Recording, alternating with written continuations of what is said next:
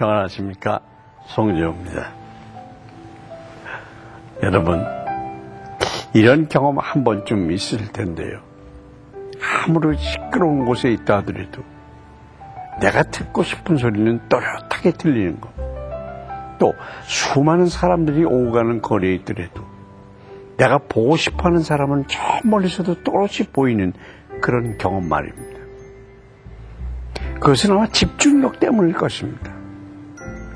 우리가 집중한다면 어떤 방해가 있더라도 듣고 싶은 것을 듣고 보고 싶은 것을 볼 수 있게 되는데요. 주님에 대한 우리의 태도는 이래야 하지 않을까요? 세상이 너무 시끄럽다고 나를 유혹하는 볼거리들이 너무 많다고 핑계대기 전에 우리가 집중하려고 노력했는지 한번 돌아봐야 하겠습니다.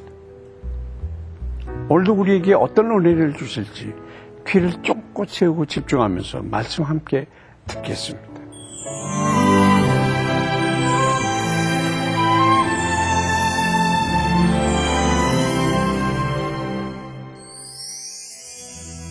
오늘 보실 말씀은 사사기 15장 1절부터 11절까지입니다.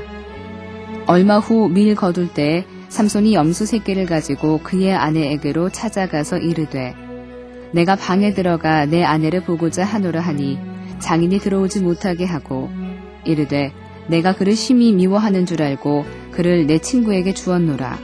그의 동생이 그보다 더 아름답지 아니하냐.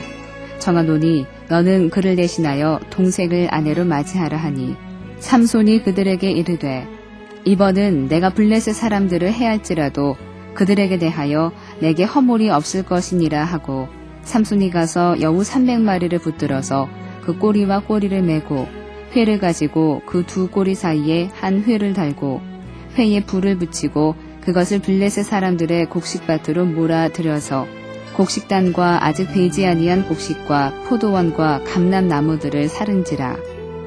블레셋 사람들이 이르되 누가 이 일을 행하였느냐 하니 사람들이 대답하되 딥나 사람의 사위 삼손이니 장인이 삼손의 아내를 빼앗아 그의 친구에게 준 까닭이라 하였더라. 블레셋 사람들이 올라가서 그 여인과 그의 아버지를 불사르니라. 삼손이 그들에게 이르되 너희가 이같이 행하였은즉 내가 너희에게 원수를 갚고야 말리라 하고 블레셋 사람들의 정강이와 넓적다리를 크게 쳐서 죽이고 내려가서 에단 바위 틈에 머물렀더라. 이에 블레셋 사람들이 올라와 유다의 진을 치고 레이에 가득한지라. 유다 사람들이 이르되 너희가 어찌하여 올라와서 우리를 치느냐. 그들이 대답하되 우리가 올라온 것은 삼손을 결박하여 그가 우리에게 행한 대로 그에게 행하려 함이로라 하는지라. 유다 사람 3,000명이 에단 바위 틈에 내려가서 삼손에게 이르되 너는 블레셋 사람이 우리를 다스리는 줄을 알지 못하느냐. 내가 어찌하여 우리에게 이같이 행하였느냐 하니 삼손이 그들에게 이르되 그들이 내게 행한 대로 나도 그들에게 행하였노라 하니라. 아내에게 배신당한 후에 집으로 돌아왔던 삼손은 얼마간의 시간이 흐른 후에 아내와 화해하기 위해서 처가를 방문하게 됐습니다. 하지만 그는 아내를 만날 수가 없었고 장인이 이미 자기 아내를 다른 남자에게 주었다는 사실을 듣게 되었습니다. 어떤 핑계를 댈지라도 이것은 명백히 간음이었습니다. 간음은 당시에도 엄격히 금지되어 있었기에 삼손은 이것을 빌미로 블레셋에 대한 분노를 마음껏 쏟아붓게 됐습니다. 그는 여우 300마리의 꼬리에 회를 달고 불을 놓아서 추수기에 있던 블레셋의 밭들을 완전히 불바다로 만들어버렸습니다. 이에 격분한 블레셋인들은 삼손에게 구실을 제공한 그 아비와 여인을 불태워 죽였습니다. 그러자 삼손은 다시 처가의 원수를 갚는다는 구실로 블레셋 사람들을 크게 사륙했습니다. 삼손의 모습은 사단의 공격을 방어하기에만 급급한 오늘날의 성도들에게 도전이 됩니다. 하나님 나라는 방어하는 자가 차지하는 것이 아닙니다. 침노하는 자가 차지하는 것입니다. 우린 사단의 세력을 파괴하고 파멸하고 무너뜨리는 삶을 살아야겠습니다. 한편 블레셋은 삼손 한 명을 잡기 위해서 군대를 파병했습니다.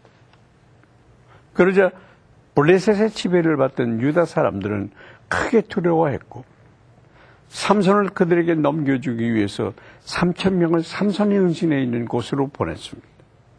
거기서 그들은 삼손에게 너는 블레셋 사람이 우리를 관할하는 줄 알지 못하느냐라고 책망했습니다. 이어서 그들은 네가 어찌하여 우리에게 이같이 행하였느냐라고 삼손의 행동에 대해서 추궁하고 있습니다. 삼손은 온 유다를 구원하시기 위해 하나님께서 자신을 사용하고 계심을 형제들이 깨닫길 바랬습니다. 하지만 유다 사람들에게는 애초에 블레셋의 압제에 대한 분노도 하나님의 구원에 대한 기대도 없었습니다. 과거 정복전쟁에 가장 앞장섰고 거인인 아낙 사람들을 무서워하지 않던 유다 지파의 이 같은 변절은 하나님을 떠난 공동체의 비참함을 잘 보여줍니다. 오늘날도 하나님을 떠난 성도는 죄의 굴레를 당연한 것으로 여기며 심지어 하나님의 구원을 성가신 것으로 치부해버리고 있습니다. 우리는 죄에 눌려서 감히 사단을 대적하지 못하는 연약한 자가 아니라 삼손과 같이 대적을 향해 분명히 일어나는 주의 군사가 되어야겠습니다.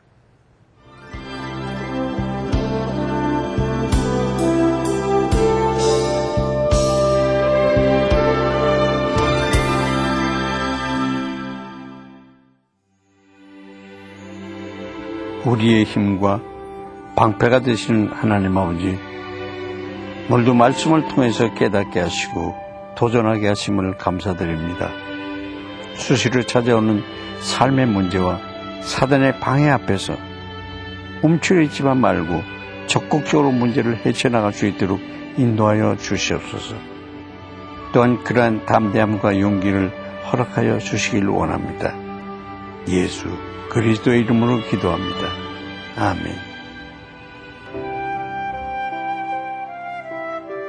20세기 중반 영국의 식민지 시절 인도의 건설 근로자 신분이었던 람가르 히아족은 철도 건설 노역을 위해 아프리카로 강제 이주당했습니다.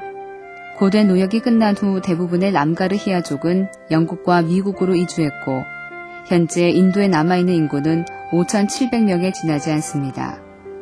람가르 히아는 요새를 건설하는 사람들이라는 뜻입니다. 그들은 창조자로서의 하나님을 알기는 하지만 잘못된 가르침 때문에 스스로를 영적인 요새에 가두고 있습니다.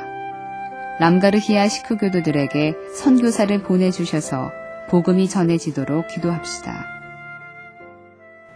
미국 대륙을 횡단하는 철도 공사를 위해서 큰 산맥을 뚫어서 터널을 만들고 있었는데 어려운 일이 한두 가지가 아니었습니다. 그래서 한 번은 폭우로 산사태가 일어나서 기자재들이 진흙 속에 다 파묻혀버렸습니다. 인부와 기술자들은 비통한 얼굴로 진흙더미를 바라보며 낙심하고 있었습니다. 그 당시 카이저라고 하는 유명한 공사 감독이 있었는데요. 그때 카이저가 나타나서 사람들에게 얘기합니다. 왜들 이렇게 슬픈 얼굴들로 하고 있습니까? 그래서 인부들이 대답합니다. 기계들이 진흙더미에 파묻힌 게 보이지 않습니까? 그래서 카이저가 대답합니다. 네, 나는 안 보입니다. 내 눈에는 푸른 하늘이 보입니다. 진흙들이 없어졌고 이 산엔 멋진 굴이 뚫렸는데 그 굴로 신나게 달리는 기차가 보입니다. 여러분, 살다가 보면 너무 낙심이 돼서 삶이 무너져 내릴 것만 같은 때가 있습니다. 그러나 그럴수록 하나님을 향한 믿음, 그 믿음만은 변하지 말아야겠죠. 믿음을 가지고 저 푸른 하늘을 하나님께서 계획하신 아름다운 미래를 볼 수 있는 우리가 됐으면 합니다. 송재의 퀴티동에 여기서 마치겠습니다. 감사합니다.